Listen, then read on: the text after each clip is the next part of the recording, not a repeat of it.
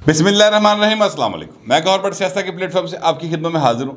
सबसे पहले दरख्वास्त है कि चैनल को सब्सक्राइब कर लें और बेल आइकन ज़रूर दबा दें ताकि आप तक मेरा व्लॉग बर वक्त पहुँच सके।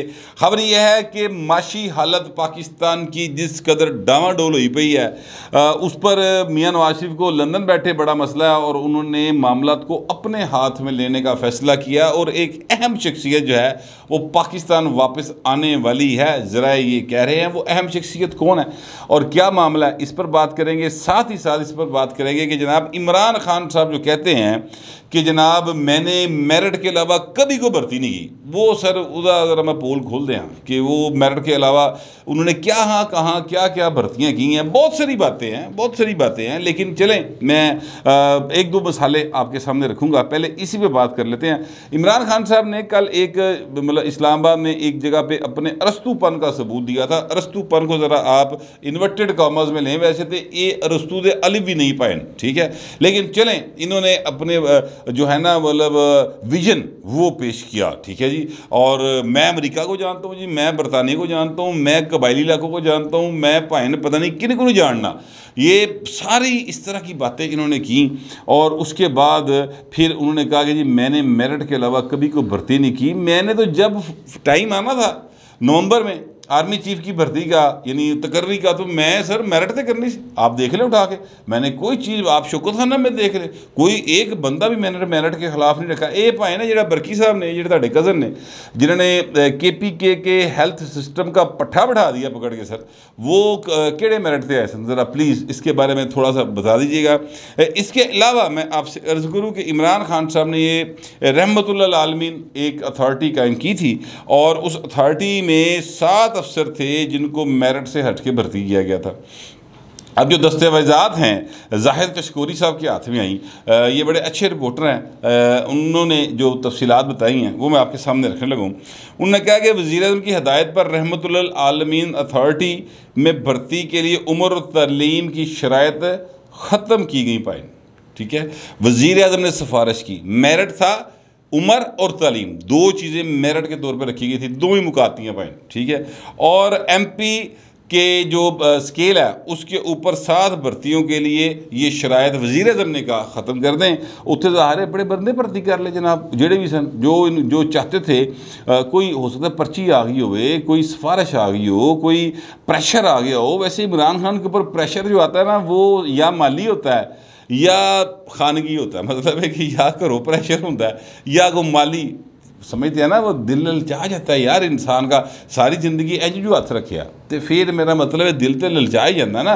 उधर से प्रेशर आ गया हो किसी तरफ से, किसी वड्डे ATM की तरफ से सिफारिश आ गई हो तो बंदे को फिर मेरिट छड़ना पैंदा है। ये मैंने आपको एक मिसाल दी है। इस तरह की जो मिसालें हैं वो सर कई हैं। 84 तैनातियाँ जो है ना, 84 तैनातियाँ मेरिट से हट के हुई हैं। वैसे तो मैं आपसे अर्ज़ करूँ कि हजूर ये जो CM पंजाब सी इहदा की मेरिट सी भाई, इनू किस हिसाब से लाया मेरिट। मैं वैसे बता देता हूँ कि एनल इमरान, एनल उस्मान, ये था मेरिट सर, टोटल मेरिट ये था। RF अलवी साहब का भी मेरिट ये था कि एनल ना नाम शुरू होता सी। पंजाब के अंदर अलीम खां का नाम भी एन से शुरू होता था, लेकिन मसला ये था कि कुछ और लोग थे जो नहीं चाहते थे कि अलीम खान जो है ना वो वज़ीर-ए-आला बने। और ख़तरा ये था कि अगर अलीम खान वज़ीर-ए-आला बन जाते तो कारकर्दगी दिखा देंगे, कोई मतलब है कि हो सकता सी इमरान खान तो ज़रा थोड़ा जा हाथ बाहर निकल जाते, वो इमरान खान के अंगूठे से ले ना रहते। वो कहते कि नहीं यार इस तरह नहीं, इस तरह करते हैं। सोचने समझने वाला आदमी जो है ना वो इमरान खान के साथ गुजारा था नहीं हो सकता बो जी, इसलिए कि वो जिस तरह की बातें करते हैं बड़ी हासे ली गल्लां ने। बंदा सोचता है कि यार ये बंदा ऑक्सफोर्ड से पढ़े है, ये बंदा मतलब वाकई ऑक्सफोर्ड से पढ़ा हुआ है। ऑक्सफोर्ड की डिग्री मशकूक हो जाती सर जब इमरान खान की बातें इंसान सुनता है तो उसके बाद उनकी डिग्री जो है ना वो तो शक गुजरना शुरू हो जाता है। हालांकि वो बहुत वेल रिप्यूटेड बड़ी दुनिया की नंबर 1 जो यूनिवर्सिटीज़ हैं 1 2 3 उनमें ऑक्सफोर्ड का शुमार होता है, लेकिन इसके बावजूद जो है वो ये बातें कर रहे हैं। मिसाल के तौर पर मैं आपसे अर्ज़ करता हूँ, कल उन्होंने एक बात की, तारीख कहते मैं पढ़ी बड़ा वो तारीख का इल्म होना चाहिए कहते। अल्लाह के यकीन करें जितनी तारीख की बातें ये करते हैं मैंने हादसा आता है। कहते जी जब तक आपका जो है ना इखलाकियात बुलंद हो ना तो कौमें इखलाकियात बुलंद होने से बढ़ती। अच्छा जी, अब इखलाकियात का हर माशरे में हर क्या कहते हैं तहजीब के अंदर अपने अपने मयारात होते हैं। मिसाल के तौर पे अगर कोई खतून हमारे माशरे के अंदर, मैं छोटी सी एक मिसाल के ज़रिए वाज़े करना चाहता हूँ बात को, अगर कोई खतून हमारे माशरे के अंदर यहाँ पर निकर पहन के मोटरसाइकिल चला रही हो सर, या स्कर्ट पहन के आ जाए, ठीक है, इसको बहुत मयूब समझा जाएगा, गैर इखलाकी समझा जाएगा, और लोग जो हैं वो उस पर गुस्सा करेंगे और उसके घर वाले इजाज़त नहीं देंगे। इतने तो भाई ना स्कूल जान लगे बच्चियों को तलीम देना एक मसला बने ना, हमारे इस तरह के मयारात हैं। लेकिन अगर यही हरकत जो है वहाँ पर जर्मनी और जापान में की जाए तो कोई माइंड नहीं करता। हाँ, वहाँ पे बुरखा पहन के चले जाएं, बुरखा पहन लें, नकाब कर लें, उत्ते भाई नजाब पै जाता कि ऐ क्यों होने लगा। लिहाजा हर जगह की अखलाकियात अपनी अपनी होती हैं। जर्मनी और जापान के अंदर कोई बंदा झूठ बोले, कोई बंदा मिलावटशुदा चीज़ बेचे सर, उसके ऊपर बाकायदा मतलब हद भी लगती है, यानी वो गिरफ्तार भी होता है और पक्की पक्की सज़ा भी होती, और माशरा जो है वो उसको कबूल भी नहीं करता बाद में, ठीक है। पाकिस्तान के अंदर आप मुझे बताएं, कभी किसी जगह के ऊपर आपने मिलावट शुदा चीज़ें बेचने के ऊपर कितने लोगों को गिरफ्तार होते देखा है, या माशरे के अंदर कितने लोग थे जिन्होंने उनका माशरती बाइकाट किया, ठीक है। अब मैं एक दूसरी मिसाल आपको दे दी। ये फरमा रहे थे कल इमरान खान साहब कि जनाब जर्मनी और जापान को देखें, एक बिल्डिंग सलामत नहीं रही थी 1945 में, लेकिन 10 साल के दिनों में वो लोग, 10 साल के अंदर अंदर वो लोग दोबारा खड़े हो गए, वो कौमें दोबारा बन गई, उन्होंने जनाब नए शहर आबाद कर लिए। ये बिल्कुल ठीक बात है, दुरुस्त, यहाँ तक ये बात दुरुस्त है, लेकिन ये इखलाकी मेयार की वजह से नहीं हुआ सर, और ना ही ये जो है वो इस वजह से हुआ कि जनाब उन्होंने ईमान बड़ा पक्का सी, बिल्कुल नहीं। ये इस वजह से हुआ कि वो मेहनती लोग थे, उन्होंने मेहनत की, और अमरीका के अंगूठे थले लैके, अमरीका और रूस के अंगूठे थले रह के उन्होंने मेहनत की थी सर। ये जो आप कह रहे हैं ना कि अमरीका किसी के मुल्क में जब चेंज लाता है तो वो इसलिए नहीं लेके आता कि वहाँ पर वो कौम तरक्की करे सर। ये जो जापान है आज भी यहाँ वहाँ की सिक्योरिटी जो है ना सर, वो अमरीका के ज़िम्मे है सर, पता नहीं कितने बड़े डॉलर लेता है वो उससे, ठीक है। इसी तरह जो जर्मनी था वो भी सर, दीवारें बर्लिन जब गिरी है तब तक आधा जो जर्मनी था वो अमरीका के पासे सी, अमरीका के कब्जे सी, तो अद्धा जड़ा वो अपना रूस के कोल सी, और जो रूस वाला था वो सर बिल्कुल उत्थे भुख नंग सी, ठीक है। और जो इस यूरोप और अमेरिका के पास था वहाँ पर खुशहाली थी।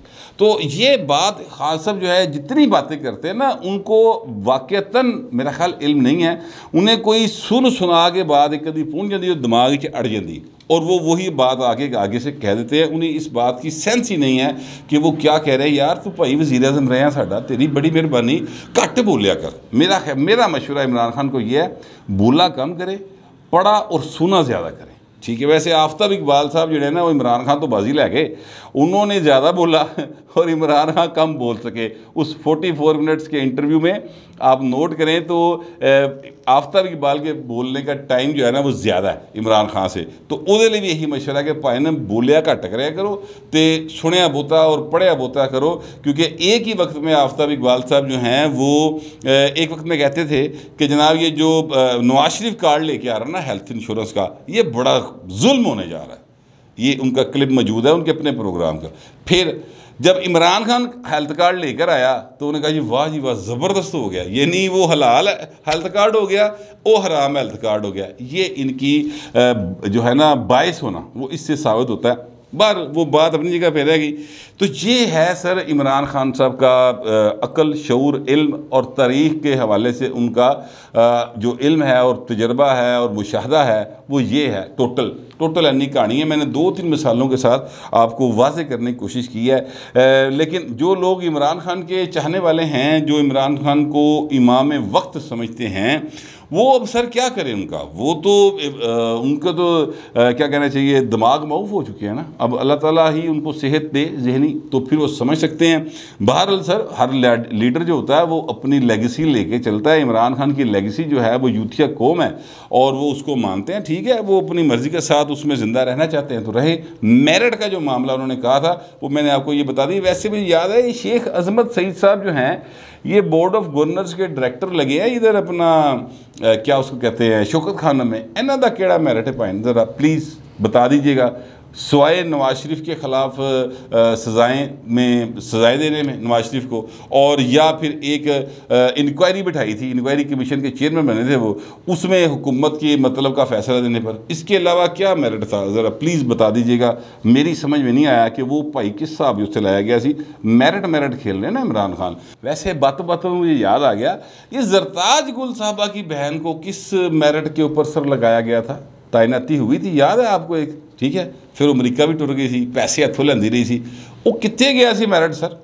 तो बहुती जी गल्लां ने ना बंदे के गले च पै जांदियां, लिहाजा घट बोलो। यही एक है वो मेरा ख्याल आपके लिए कुलिया बच जाने का। और बल्कि वो कहते हैं कि एक चुप तो 100 सुख पाए, तुसी चुप ही रहो, मेरा ख्याल है ज़्यादा बेहतर ये है। अब मैं आता हूँ उस बात की तरफ जो मैंने आपसे कहा कि नवाज शरीफ ने मामला अपने हाथ में ले लिए हैं। देखिए मसला ये है कि मिफ्ता इस्माइल साहब जो हैं उनसे नून लीग के अंदर बहुत ज़्यादा उन पर तनकीद हो रही है। पिछले दिनों मैंने एक रुकने कौमी असम्बली हैं, मैंने मेरा उनके साथ बड़ा न्याज़मंदी है, बड़े वो मेरे से मोहब्बत करते हैं और मेरे साथ उनका बड़ा एक अच्छा ताल्लुक़ है बरसों से, दहाइयों से। ज़ाहिर हम कवर करते रहे हैं, शरीफ आदमी, कभी खबरों शबरों के चक्कर में नहीं पड़ते। मैंने उनसे कहा कि यार ये मिफ्ता साहब जो हैं ये चीज़ें कर रहे हैं, तो उन्होंने कहा यार गल है, वो घबराया बड़ा होया है, वो कोई चीज़ां संभालियाँ कोई नहीं जा रही, ठीक है। मेरे कान खलो गए, मैं कहा लो जी उस्ताद जी, इसका मतलब है कि मिफ्ता के खिलाफ काम शुरू होने लगा। और फिर एक दो लोगों ने बताया, वो कहते हैं जनाब मिफ्ता इस्माइल से तो कोई बंदा यही कह देना कि सर मेरे हल्के जो फलानी तरक्याती स्कीम पा दो, वो यार मेरे पास ना हो, अभी मेरे पास टाइम नहीं है। वो अगे लोगों ना बगैर सूरते यानी झाड़ के पैदा है कि मुझे बहुत टेंशन है इसको, मुझे डिस्टर्ब ना करें। कल जो है उनकी अदम मौजूदगी के ऊपर कौमी असम्बली में बाकायदा जो है ना बाइकाट हुआ है। राजा रियाज साहब की क़यादत में अपोजिशन ने बाइकाट किया, जबकि वहाँ पर जो मौजूद लोग थे हुकूमती, उन्होंने भी इतराज़ किया कि यार वज़रा आंदे ही नहीं थे। आपको याद होगा खुर्शीद शाह साहब भी जो हैं वो भी कहते थे कि जनाब इतने वजीर आंदे क्यों नहीं, इजलास कल ही बुलाया आज, बंद करो इनू तो नवे इलैक्शन कराओ। उन्होंने बड़ा सख्त इस पर एक्शन दिया था। चीज़ें बहुत ज़्यादा गड़बड़ होती चली जा रही हैं। बहुत सारी चीज़ें हैं जो इमरान खान ख़राब करके गए हैं, लेकिन वो एक डिसिप्लिन के तहत ठीक हो सकती हैं, उन पर सख्त नज़र रख के ठीक किया जा सकता है। जेड़े पैसे घट ने उसे अपनी था देने, लेकिन जो पैसा मौजूद है उसको खर्च करने का तरीक़ेकार तो तय किया जा सकता है ना, उस पर अमल दरामद तो करवाया जा सकता है ना। वो एक मामला जो है वो उस पर नून लीग के अंदर बहुत ज़्यादा मसला खड़ा हुआ और मिफ्ता इस्माइल के ऊपर बहुत सारी रिजर्वेशन हैं। अब मियाँ नवाज शरीफ साहब तक सारे ये सारी चीज़ें पहुँच रही हैं। वो गल भी करता भरा दे नाल कि 10,000 की कीता ही, क्योंकि अब वोट तो मियाँ नवाज शरीफ के नाम का है। लोगों ने कल नूं इलैक्शन ते नवाज शरीफ के नाम वोट देना पाए। उन्होंने तो शहबाज शरीफ की कारकर्दगी को देख रही नहीं, ना उन्होंने मिफ्ता इस्माइल की कारकर्दगी देखनी है। नाम तो या चढ़ना है या ख़राब होना तो नवाज शरीफ का होना है। लिहाजा मियाँ साहब चीज़ों को देखते चले जा रहे हैं। अब 2 महीने हो गए हैं, IMF के साथ जो डील है वो तो थ्रू हो रही है, लेकिन अब चूँकि ख़जाने का मामला है और नवाज शरीफ के पास इसहाक डार से बेहतर ख़जाना देखने वाला बंदा कोई नहीं सर। तो अब ये जो मेरी इतलात है वो ये हैं कि इसहाक डार साहब को वापस भेजा जा रहा है। अब वो उनके वापसी की राह में काफ़ी सारे लीगल मैटर्स भी हैं, इश्तिहारी हैं यहाँ से, और उनका घर भी जो है वो भी कोई नीलामी शलामी के मामला चले हुए थे। चीज़ें काफ़ी गड़बड़ हैं, क्योंकि इमरान खान तो ज़ाहिर है कि पूरा खानवादे बर्बाद करने टुर रहा सी ना, तो बहुत सारे मामला गड़बड़ हैं नून लीग के। तो अभी वो उस हवाले से बताया ये गया, मुझे जो इतलात हैं वो ये हैं कि जनाब जो अहम शख्सियात हैं, और वो कौन होती हैं वो आप जानते हैं। उन्होंने भी नवाज शरीफ से कहा कि भाजी ये कोई मामला सीधा करो, ये संभालता नहीं पिया सही तरीके का मिफ्ता। तो फिर ये कहा गया उन्हें कि सर फिर आ रहे जे डार साहब आ रहे जे, और डार साहब के जो लीगल मैटर्स हैं उनका प्रॉब्लम है। अदरवाइज डार साहब तो सेनेटर भी हैं, तो आएंगे हलफ भी लेंगे और उसके बाद जनाब वो वज़ीर ख़जाना बन जाएंगे, चीज़ों को संभाल लेंगे। तो उनके केसेस हैं। तो फिर ये बात जो है मेरे इल्म में आई कि डार साहब के जितने भी लीगल मैटर्स हैं वो ज़रा स्लो पिच पे चले जाएंगे। यानी ज़ाहिर है कि उनके ऊपर तरीक़ां लम्बियाँ पै जाएंगियाँ, को थोड़ा या सुकून डाट काम आ जाएगा, ताकि डार साहब पूरी तवज्जो जो है वो मईशत की तरफ दे सके और चीज़ों को बेहतर कर सके। ये मेरे नॉलेज में बात आई है। अब ये कब तक आ सकेंगे, ये बात इतनी कच्ची गल दे उत्ते चीज़ां जड़ियाँ ना वो डार साहब की वापसी मुमकिन नहीं हो सकती। इसको पक्का करने के लिए कि जनाब जनाब डार साहब आए, मिफ्ता साहब भी नाराज़ ना हो। ज़ाहिर है मिफ्ता साहब ने नैब कटी भाई, जेल काटी हुई है अपोजिशन के दौर में, तो उनको भी प्रॉपर तरीके से एक अलविदा करना है या उनको कोई और जिम्मेदारी देनी है। तो एक बड़ा चेंज जो है वो इस हुकूमत के सेटअप में आने वाला है। ज़राए कम अज़ कम यही कह रहे हैं। अब भाई ने गल विचोया वे कि सर डार साहब नूं लै आओ, मिफ्ता साहब नूं रख लो, नवाज शरीफ साहब आण, नवाज शरीफ साहब ना आण। हर दो सूरतां दे विच महंगाई का जिन जो बेकाबू है ना सर, इनू किसी कैंडे च लैके आओ, किसी पैरामीटर के तहत लेके आए। जो महंगाई कंट्रोल नहीं हो रही वो एक रुपये की बेकदरी अपनी जगह पर है, पैसे का ना होना अलग बात है, IMF के साथ डील डिले होना एक और बात है। लेकिन कुछ चीज़ें डिप्टी कमिश्नरों ने भी तो कंट्रोल करनी है ना, कुछ चीज़ें जो है अपना असिस्टेंट कमिश्नर उन्होंने भी तो कंट्रोल करनी, कुछ ज़िला इंतज़ामिया ने भी तो कंट्रोल करनी है ना सर। तो उस तरफ भी तवज्जो देने की ज़रूरत है। बहरहाल अब डार साहब जो हैं वो सुनाए आ रहे हैं, तो देखें अल्लाह करे कि डार साहब आ जाएँ और पाकिस्तान का जो मेहनत कश तबका है ना उनको सुख दा साह आ जाए डार साहब के आने से। तो अगर सुख दा साह नहीं आता डार साहब के आने तो भाई फिर लंदन ही रहो, उत्थे सुकून डाट काम ठंड हैगी है, पोतरे पोतरियां खेडो खडो, अल्लाह अल्लाह खैरी सलाह, उत्थे बह के मशवरे दे छड़ो।